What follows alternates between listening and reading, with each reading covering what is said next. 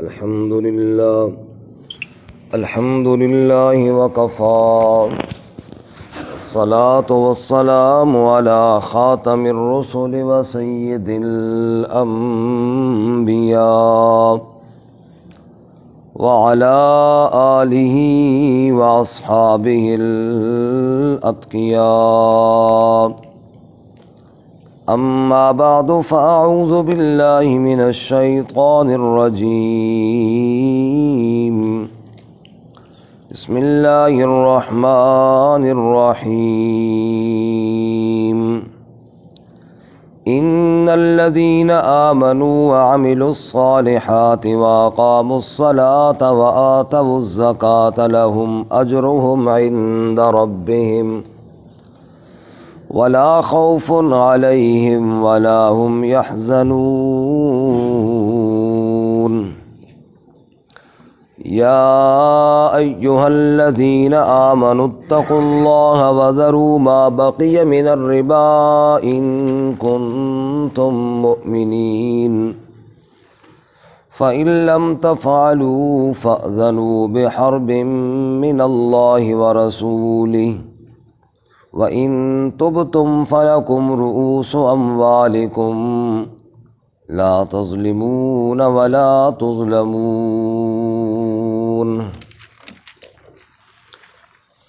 إِنَّ الَّذِينَ آمَنُوا، بے شک وہ لوگ جو ایمان لائے، وَعَمِلُوا الصَّالِحَاتِ اور عمل کیے اچھے، وَأَقَامُوا الصَّلَاةَ اور قائم کیا نماز کو، وَآتَوُا الزَّکَاةَ اور ادا کیا زکوٰۃ کو، لَهُمْ أَجْرُهُمْ عِندَ رَبِّهِمْ ان کے لیے ان کا اجر ہے ان کے رب کے ہاں، وَلَا خَوْفٌ عَلَيْهِمْ وَلَا هُمْ يَحْزَنُونَ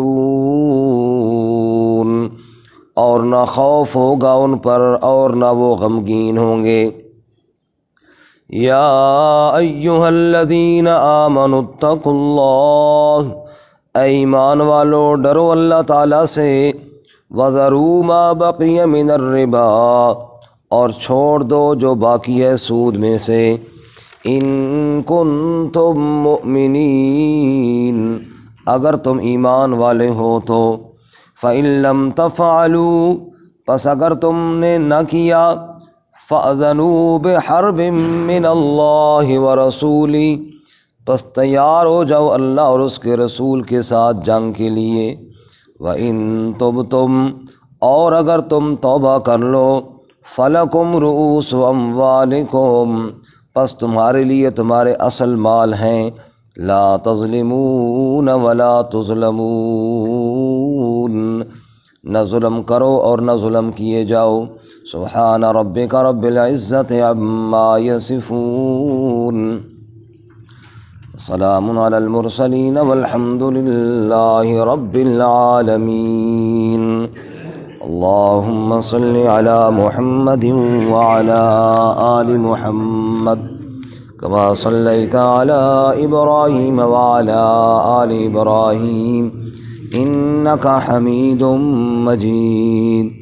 اللہم بارک علی محمد وعلی آل محمد کما بارکت علی ابراہیم وعلی آل ابراہیم انک حمید مجید۔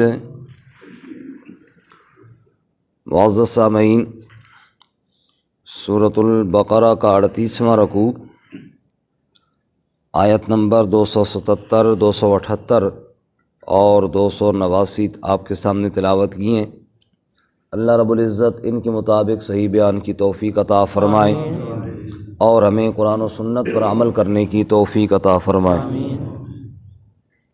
گزشتہ سبق میں آپ حضرات نے سنا کہ سود خور کی مذمت کو بیان کیا گیا اور ارشاد فرمایا کہ جب سود خور اٹھائے جائیں گے تو ان کی حالت اس شخص کی طرح ہوگی جس پر شیاطین مسلط ہوں، اور شیاطین نے اس کو ایسا حواس باختہ کر دیا ہو کہ جس کو کوئی سمجھ نہ آئے کہ اس نے کیا کرنا ہے، اور یہ سزا ان کو اس لیے دی گئی کہ انہوں نے تجارت اور سود کو برابر سمجھا، حالانکہ تجارت کو اور خرید و فروخت کو اللہ تعالیٰ نے حلال کیا ہے اور سود کو اللہ تعالیٰ نے حرام کیا ہے۔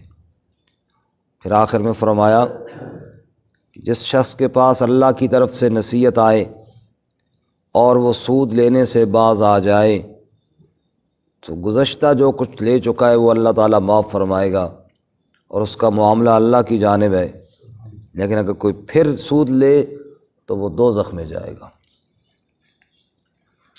اللہ سود کو مٹائے گا اور مٹاتا ہے، اور صدقات کو اللہ تعالیٰ بڑھاتا ہے۔ آج کے سبق میں بھی سود ہی کی مذمت ہے، لیکن اس سے پہلے اہل ایمان کے اعمال اور صفات کا تذکرہ ہے، تاکہ تقابل ہو جائے کہ اہل ایمان وہ زکوٰۃ دینے والے ہیں، اللہ کی راہ میں مال خرچ کرنے والے ہیں، اور بے ایمان لوگ سود لینے والے ہیں۔ فرمایا ان الذین آمنوا، بے شک وہ لوگ جو ایمان لائے، وعملوا الصالحات، اور نیک اعمال کیے، واقاموا الصلاۃ وآتوا الزکوٰۃ، اور نماز قائم کی اور زکوٰۃ ادا کی، لہم اجرہم عند ربہم، ان کے لیے ان کا اجر ہوگا ان کے رب کے ہاں۔ گزشتہ سبق میں چونکہ سود لینے والوں کا ذکر کرتے ہوئے فرمایا یہ دوزخ میں جائیں گے، تو آج کے سبق میں جنت والوں کا ذکر کیا کہ وہ ایمان والے ہوں گے، نیک اعمال والے ہوں گے، نماز کے پابند ہوں گے اور زکوٰۃ ادا کرنے والے ہوں گے۔ رسول اللہ صلی اللہ علیہ وسلم کا ارشاد ہے، سیدہ عائشہ صدیقہ رضی اللہ تعالیٰ عنہا روایت کرتی ہیں، ارشاد فرماتی ہیں کہ آپ صلی اللہ علیہ وسلم نے فرمایا کہ جس مال میں زکوٰۃ نہ نکالی جائے اور زکوٰۃ والا مال بھی اسی میں شامل رکھا جائے، وہ مال ضرور ہلاک ہوگا اور صاحب مال کو برباد کرے گا، آج نہیں تو کل کرے گا، ضرور اس صاحب مال کو برباد کرے گا اور ہلاک کرے گا، کیونکہ اس مال میں سے زکوٰۃ جو اللہ تعالیٰ کا حصہ تھا اور اسی طرح اللہ کے بندوں کا حصہ تھا۔ زکوٰۃ میں دو جہتیں ہیں، اگر اس کے فرائض اور واجب ہونے کو دیکھا جائے تو یہ اللہ کا حق ہے کہ اللہ تعالیٰ نے فرض اور لازم کیا، اور اگر غریبوں اور مسکینوں کی حاجت اور ضرورت کو دیکھا جائے تو یہ ان کا حق ہے۔ جو آدمی زکوٰۃ نہیں دیتا گویا کہ وہ اللہ کا بھی حق روکنے والا ہے اور اس کے نبی صلی اللہ علیہ وسلم اور غریبوں اور محتاجوں کا بھی حق روکنے والا ہے۔ اور اسی وجہ سے اللہ تعالیٰ قرآن کریم میں وعید ارشاد فرماتے ہیں، جو لوگ مال جمع کرتے ہیں اور اس میں سے زکوٰۃ نہیں دیتے وہ یہ نہ سمجھیں کہ یہ ان کے حق میں بہتر ہے، فرمایا بل و شر لہم، یہ بہت برا ہے ان کے حق میں، سیطوقون ما بخلوا بہ یوم القیامہ، ان قریب ان کے گلے میں طوق ڈالا جائے گا اس بخل کا دن قیامت کے۔ اور رسول اللہ صلی اللہ علیہ وسلم نے اس آیت کی تفسیر میں ارشاد فرمایا کہ ان کے مال کو ایک گنجا سانپ بنایا جائے گا جو ان کے گلے اور گردن کے ساتھ لپیٹا جائے گا، ادھر سے ڈسے گا اور ادھر سے نکلے گا، پھر ادھر سے ڈسے گا اور ادھر سے نکلے گا، اور اللہ تعالیٰ اس کو زبان دیں گے اور وہ کہے گا انا کنزک انا مالک، میں تیرا خزانہ ہوں اور میں تیرا مال ہوں۔ اللہ تعالیٰ ہماری حفاظت فرمائے۔ چنانچہ فرماتے جو ایمان لائے، نیک اعمال کیے، نماز قائم کی، زکوٰۃ دی، لہم اجرہم عند ربہم، ان کے لیے ان کا اجر ہے ان کے رب کے ہاں، ولا خوف علیہم ولا هم یحزنون، نہ تو ان پر خوف ہوگا، نہ وہ غمگین ہوں گے، نہ اپنی جان کا ڈر ہوگا، نہ کسی اور کا غم اللہ تعالیٰ ان کو عطا کریں گے۔ اس لیے آگے فرماتے ہیں دوبارہ اور بڑی سختی کے ساتھ فرماتے ہیں کہ سود لینے سے باز آ جاؤ۔ جب یہ سود کی حرمت نازل ہوئی تو بعض لوگوں کے ذہن میں یہ خیال آیا بھئی اب آئندہ تو کوئی سود کا معاملہ نہیں کریں گے، لیکن جو پہلے سے طے ہے وہ تو لینے کی شاید رخصت ہوگی۔ اس پر حکم نازل ہوا کہ نہیں، بس جو لے چکے ہو وہ تو لے چکے ہو، اب اگر پہلے سے بھی طے ہے تو اس کو بھی چھوڑ دو، اور جو سود کو نہیں چھوڑے گا پھر وہ اللہ اور اس کے رسول کے ساتھ جنگ کے لیے تیار ہو جائے، نعوذ باللہ من ذالک۔ اور یہ ایک ایسی وعید ہے جو زنا شراب پر بھی نہیں آئی، ایسی وعید ہے جو بڑے بڑے گناہوں پر بھی نہیں آئی، کہ اللہ اور اس کے رسول کے ساتھ جنگ کے لیے تیار ہو جاؤ، جو اللہ تعالیٰ نے سود کھانے والے پر وعید نازل فرمائی ہے۔ اللہ تعالیٰ اس لعنت سے ہماری حفاظت فرمائے، آمین۔ کیا فرماتے؟ یا ایھا الذین آمنوا اتقوا اللہ، اے ایمان والو ڈرو اللہ تعالیٰ سے۔ اتقوا اللہ جو ہے نا جی، یہ بنیاد ہے اللہ کا ڈر۔ اللہ کا ڈر ہوگا تو انسان رکے گا نا حرام سے۔ اللہ کا ڈر جب دل سے نکل گیا تو وہ ادھر سے بھی آیا ادھر سے بھی آیا، جدھر سے مرضی آئے، حلال حرام کی تمیز ختم ہو جاتی ہے، پھر تو آنے دو، کثرت کی فکر رہ جاتی ہے۔ سورۃ التکاثر میں کیا فرمایا؟ الہاکم التکاثر حتی زرتم المقابر، غفلت میں ڈال دیا تم کو کثرت کی ہرس نے۔ ہر بندہ چاہتا ہے میرے پاس زیادہ ہو زیادہ ہو، اب زیادہ کے لیے پھر کوئی نہیں کہ دوسرے کا حق بھی آتا ہے تو آئے۔ فرمایا حتی زرتم المقابر، یہ ہرس کب ختم ہوگی؟ جب قبر میں جاؤ گے، تو اس سے پہلے تو ہرس ہی نہیں ختم ہوتی۔ اللہ فرماتے ہیں کلا سوف تعلمون ثم کلا سوف تعلمون، ان قریب تم جان لو گے، ان قریب تم پہ پتہ چل جائے گا، جب سارے خزانے دنیا میں رہ جائیں گے اور تو بے بس پڑا ہوا ہوگا موت کے پھٹے پر، تو اتنا لاچار ہوگا تیرے تن اور بدن کے کپڑے بھی اگلے اتار لیں گے، تیرے پاس کوئی نہیں رہے گا، مال پہ لوگ قبضہ کر لیں گے۔ اللہ فرماتے ہیں سوف تعلمون، ان قریب تو جان لے گا، ان قریب تو جان لے گا۔ دلا غافل نہ ہو یکدم، یہ دنیا چھوڑ جانا ہے، باغیچے چھوڑ کر خالی زمین اندر سمانا ہے، تیرا نازک بدن بھائی جو لیٹے سیج پھولوں پر، ہوئے گا ایک دن مردہ یہ کرنوں نے کھانا ہے۔ تو زمین کے اندر چلا جائے گا، مٹی تجھے کھا رہی ہوگی، کیڑے تجھے نوچ رہے ہوں گے۔ اللہ کریم فرماتے ہیں سوف تعلمون، یہ وقت کوئی دور نہیں، ان قریب آنے والا ہے اور تو اس کو جان لے گا۔ پھر افسوس کرے گا کرنا کیا چاہیے تھا، کرتا کیا رہا ہوں، دنیا میں مال کی ہرس میں پڑھ کر رب سے غفلت برتا رہا، آج میں کس کام سے کس حالت سے رب کے سامنے پیش ہوں گا۔ یا ایھا الذین آمنوا اتقوا اللہ، اے ایمان والو ڈرو اللہ تعالیٰ سے، موت کو سامنے رکھو، رب کی پیشی کو یاد رکھو، کل رب کے سامنے حاضر ہونا ہے، ایک ایک بول کا حساب دینا ہوگا، ایک ایک قول کا حساب دینا ہوگا، ایک ایک عمل کا حساب مجھے دینا ہوگا۔ جب اللہ تعالیٰ کا ڈر آ جائے گا پھر حلال حرام کی پہچان ہوگی، پھر بندہ حرام کے قریب بھی نہیں جائے گا۔ اس لیے اللہ فرماتے ہیں وَذَرُوا مَا بَقِيَ مِنَ الرِّبَا، اور چھوڑ دو جو باقی ماندہ سود ہے۔ اگر کسی کے ساتھ پہلے سے تمہارا معاملہ سود کا ہو چکا ہے، اس کے قریب بھی نہ جاؤ، اس کو بھی چھوڑ دو۔ ان کنتم مؤمنین، اگر تم ایمان والے ہو تو۔ گویا کہ کتنا واضح حکم ہے، ایمان والو سود کو چھوڑ دو اگر ایمان والے ہو تو۔ سود کا پیسہ مت لو، اس کو ہاتھ میں نہ لگاؤ، اس کے قریب بھی نہ جاؤ۔ فَإِن لَّمْ تَفْعَلُوا، پس اگر تم نے نہ کیا، سود لینے سے باز نہ آئے، سود لینا تم نے نہ چھوڑا، فَأَذَنُوا بِحَرْبٍ مِّنَ اللَّهِ وَرَسُولِهِ، پس تیار ہو جاؤ اللہ اور اس کے رسول کے ساتھ جنگ کرنے کے لیے۔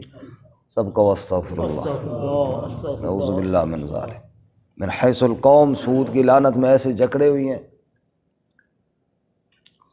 کہ پوری قوم جناب اسی سود کے جال میں ایسی پھنسی ہوئی ہے کہ اس سے نکلنا ہی مشکل ہو گیا۔ اور پھر افسوس تو اس بات پر ہوتا ہے کہ پھر اس کو جائز سمجھنے کی بھی پوری کوشش کی جاتی ہے، بھائی کسی نہ کسی طریقے سے جائز قرار دے دیا جائے، جس کے لیے اللہ تعالیٰ نے اتنی وعید ارشاد فرمائی ہے، ایک ایمان والے کو تو اس کے قریب بھی نہیں پھٹکنا چاہیے۔ اس راہ سے بھی نہیں گزرنا چاہیے جس راہ پر اتنا اللہ ناراض ہو اور اس کے رسول صلی اللہ علیہ وسلم کی ناراضگی مول لینی پڑے، ان راہوں کے قریب سے بھی نہیں پھٹکنا چاہیے۔ لیکن کیا کہا جائے، اللہ تعالیٰ ہمیں سیدھی راہ پہ چلنے کی توفیق عطا فرمائے۔ اب جب یہ آیت نازل ہوئی نا تو بعض صحابہ تو اتنے ڈرے کہ انہوں نے کہا ہم تو جو اصل مال ہے وہ بھی نہیں لیتے۔ کسی کو دیا نا پیسہ، مثلا 10,000 روپے دیا، اس کے ساتھ 500 سود تھا، تو کہا ہم وہ اصل بھی نہیں لیتے، بس ختم۔ یہ تو بہت سخت وعید ہے، اللہ اس کے رسول کے ساتھ جنگ کے لیے تیاری ہے، تو اللہ اس کے رسول ہمارے ساتھ جنگ کرے تو پیچھے رہ کیا جائے گا، ہم تو اصل مال بھی نہیں لیتے۔ پھر اللہ تعالیٰ نے فرمایا نہیں، اصل مال تو لو نا، تو تمہارا اپنا ہے وہ تو لے، ظلم تو نہیں کرنا تم پر بھی کہ اصل مال بھی نہ لو، نہ تم ظلم کرو نہ تمہارے اوپر ظلم کیا جائے۔ تم ظلم یہ ہے کہ فالتو لو، یہ بھی نہ کرو، اور جناب تمہارے اوپر ظلم یہ ہے کہ اصل مال بھی تمہیں واپس نہ دیا جائے۔ اب بعض لوگ کہتے ہیں جی وہ جی نہیں، یہ تو ہم خوشی سے دیتے ہیں اور لیتے ہیں، اس میں کون سا ظلم ہے؟ بھائی اللہ تعالیٰ یہی فرما رہے ہیں، اللہ تعالیٰ یہی فرما رہے ہیں کہ جناب فالتو پیسوں کے بدلے میں پیسے آئیں گے تو وہ کیا ہے؟ ظلم ہے۔ وہ کیا ہے؟ ظلم ہے۔ کیا فرماتے ہیں؟ وَإِن تُبْتُمْ، اور اگر تم توبہ کر لو، فَلَكُمْ رُؤُوسُ أَمْوَالِكُمْ، پس تمہارے لیے اصل مال ہے، تمہارے رؤوس رأس المال، اصل مال، جو اصل مال تم نے دیے وہ تو لو، اس میں وہ تو یہ نہیں کہ چھوڑ، اس کے چھوڑنے کا حکم نہیں ہے، لیکن اضافی مال وہ نہ لو۔ لا تظلمون ولا تظلمون، نہ ظلم کرتے ہو نہ کیے جاؤ، یعنی نہ ظلم کرو اور نہ تم پر ظلم کیا جائے۔ ظلم کرنا یہ ہے کہ تم اضافی مال لو، اور ظلم کیا جائے تم پر، یعنی جو اصل مال ہے وہ بھی تمہیں نہ دیا جائے تو یہ تم پر ظلم کیا گیا۔ فرمایا دونوں باتوں سے اپنے آپ کو بچاؤ۔ تو اللہ تعالیٰ ہمیں سود سے بچنے کی توفیق عطا فرمائے۔ اور یہ ایک ایسا جرم ہے پورے معاشرے میں، ہے اتنا بڑا جرم، ہے اتنا بڑا جرم کہ اللہ اس کے رسول کے ساتھ جنگ ہے، اور جب جنگ کی جاتی ہے اس کے بعد پھر دعائیں بندہ کرے، دعائیں بیکار ہیں، دعاؤں کے اندر اثر ہی ختم ہو گیا۔ کیوں؟ ایک طرف وہ جنگ ہے، اللہ اس کے رسول کے ساتھ اعلان جنگ ہے، اور دوسری طرف بندہ دعائیں کرے، دعائیں بیکار ہیں، اعمال بیکار ہیں۔ رسول اللہ صلی اللہ علیہ وسلم نے ارشاد فرمایا، بندہ آ جاتا ہے اللہ کی بارگاہ میں، بکھرے ہوئے بال ہیں، لمبے لمبے سجدے ہیں، بڑی بڑی نمازیں ہیں، اور ہاتھ پھیلا کے رو رہا ہے اور چیخ رہا ہے اور فریادیں کر رہا ہے، اس کی ایک دعا بھی اللہ قبول نہیں کرتے، اس کے منہ پر مارتے ہیں، اس کی ایک عمل اور عبادت کو بھی اللہ قبول نہیں فرماتے، اس کے منہ پر مار۔ انا یستجاب لو، کیسے اس کی دعا قبول کی جائے؟ مطعمہ حرام وملبسہ حرام ومشربہ حرام، اس نے کھایا تو حرام، اس نے پیا تو حرام، اس نے پہنا تو حرام، حرام کھا پی پہن کے پھر کہتا ہے جناب یہ کر دے یا اللہ میرے لیے وہ کر دے۔ اللہ فرماتے ہیں جا، تیرے کوئی مجھے ضرورت نہیں ہے، اگر تو میرا حکم مانتا تو جس چیز سے میں نے تجھے منع کیا تو اس چیز سے باز آ جاتا، جب تو میرے حرام کردہ چیزوں سے باز نہیں آتا پھر کس منہ سے آ کے میرے سامنے فریادیں کرتا ہے، پھر کس حساب سے آ کے میرے سامنے سجدے کر کے دعائیں مجھ سے مانگتا ہے؟ جا اپنا کام کر، اگر میرے سامنے فریادیں کرنی ہے تو پہلے ان حرام چیزوں سے اپنے آپ کو بچا جو میں اللہ تعالیٰ نے تیرے لیے حرام کی۔ اللہ تعالیٰ ہمیں عمل کی توفیق عطا فرمائے۔ ترجمہ دوبارہ سنیں۔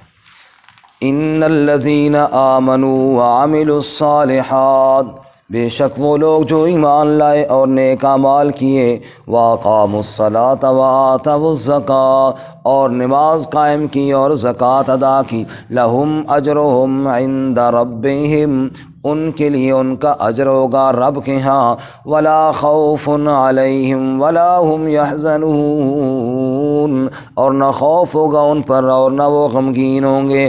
یا ایہا الذین آمنوا اتقوا اللہ، اے ایمان والو اللہ تعالیٰ سے ڈرو، وذروا ما بقی من الربا، اور چھوڑ دو جو باقی ماندہ سود ہے، ان کنتم مؤمنین اگر تم ایمان والے ہو تو، فَإِن لَّمْ تَفْعَلُوا پس اگر تم نے نہ کیا، فَأَذَنُوا بِحَرْبٍ مِّنَ اللَّهِ وَرَسُولِهِ سو تیار ہو جاؤ اللہ اس کے رسول کے ساتھ جنگ کے لیے، وَإِن تُبْتُمْ فَلَكُمْ رُءُوسُ أَمْوَالِكُمْ اور اگر تم نے توبہ کی تو تمہارے لیے تمہارے اصل مال ہیں، لا تظلمون ولا تظلمون نہ تم ظلم کرو نہ تم پہ ظلم کیا جائے۔